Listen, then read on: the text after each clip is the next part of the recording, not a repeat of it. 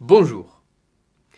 Au cours de la réplication de l'ADN, il y a environ une erreur pour 100 000 nucléotides insérés.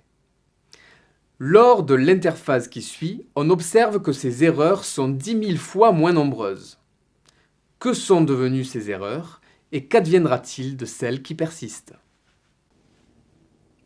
Nous avons ici une erreur d'appariement.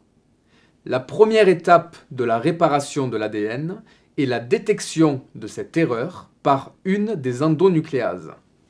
D'autres endonucléases interviennent jusqu'à l'étape suivante, qui est la coupure en amont de l'erreur de quelques nucléotides. La troisième étape est l'élimination de la séquence portant l'erreur. L'ADN polymérase est alors recruté pour insérer de nouvelles bases par complémentarité. L'ADN est alors réparé. Nous avons vu le mécanisme de réparation de l'ADN. Mais que se passe-t-il lorsqu'une erreur sur l'ADN n'est pas réparée?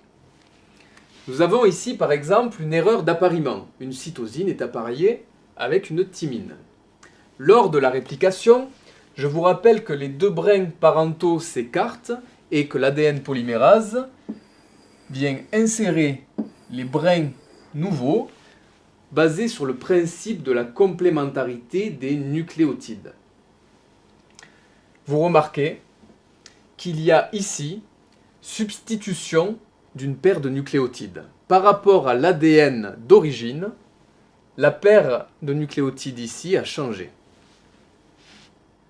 Dans le cas de la modification de l'ADN par addition d'un nucléotide, il y aura au cours de la réplication insertion en face du nucléotide concerné du nucléotide complémentaire. C'est ce que l'on appelle une mutation par addition.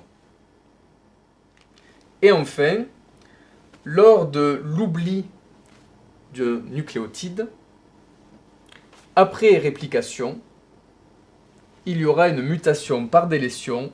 Il manque ici une paire de nucléotides.